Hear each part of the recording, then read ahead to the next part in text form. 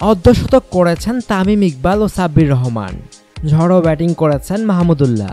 তাদেরকে পেছনে ফেলে ত্রিদেশীয় সিরিজের শেষ ম্যাচের সেরা হয়েছেন ৪৫ বলে ৪৫ রান করা মুশফিকুর রহিম। এই উইকেটরক্ষক ব্যাটসম্যান অবশ্য দেশের বাইরে নিউজিল্যান্ডের বিপক্ষে প্রথম জয়ের সব কৃতিত্ব দিলেন বোলারদের। দলের ভীষণ বিপদের সময় ব্যাটিংয়ে নেমেছিলেন মুশফিক। এক উইকেটে ১৪৩ থেকে ১৭ রান যোগ করতেই নেই তামিম ইকবাল, সাব্বির রহমান ও মোসাদ্দেক হোসেন। দলের সংগ্রহ ২০০ ছোঁয়ার আগেই নেই সাকিব আল হাসানও। বিপদে আবার হাল ধরলেন মুশফিক। ঠান্ডা মাথায় কোনো বাড়তি ঝুঁকি না নিয়ে এগিয়ে নিলেন দলকে। মাহমুদুল্লাহ রিয়াদের সঙ্গে দারুণ এক জুটিতে শেষ করে এলেন ম্যাচ।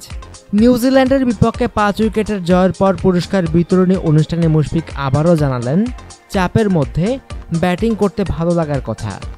মুশফিক বলেন, ওই সময়ে ব্যাটিং উপভোগ করেছি, তবে ওই ম্যাচে জয়ের সকল কৃতিত্ব বোলারদের। এক পর্যায়ে মনে হচ্ছিল ওরা ৩০০ রানের বেশি করবে। সেখান থেকে বোলাররা দারুণভাবে ঘুরে দাঁড়িয়েছে। শেষ ১০ ওভারে ভালো করেছে, ওদের কম রানে বেঁধে রেখেছে।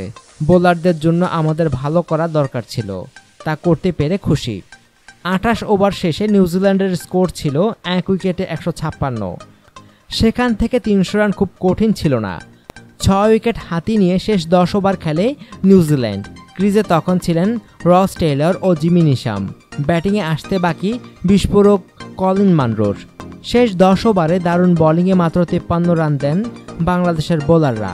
চ্যাম্পিয়ন্স ট্রফির ঠিকঠাক প্রস্তুতির জন্য ত্রিদেশীয় সিরিজকে খুব গুরুত্বের সঙ্গে নিয়েছিল বাংলাদেশ।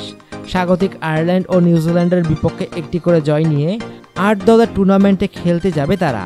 এমন প্রস্তুতিতে খুশি মুশফিক। এই প্রসঙ্গে তিনি বলেন, চ্যাম্পিয়ন্স ট্রফির জন্য এটা খুব ভালো প্রস্তুতি। এটা আমাদের জন্য খুব ভালো সিরিজ ছিল। আমি মনে করি কিছু জায়গা আছে যেখানে আমরা এখনও উন্নতি করতে পারি। আশা করি সেগুলো ঠিকঠাক করে চ্যাম্পিয়ন্স ট্রফিতে ভালো কিছু করতে পারবো। অনুগ্রহপূর্বক সংবাদটি শেয়ার করুন এবং খেলাধুলার সর্বশেষ খবর জানতে স্পোর্টস লাইট সাবস্ক্রাইব করে রাখুন। ধন্যবাদ।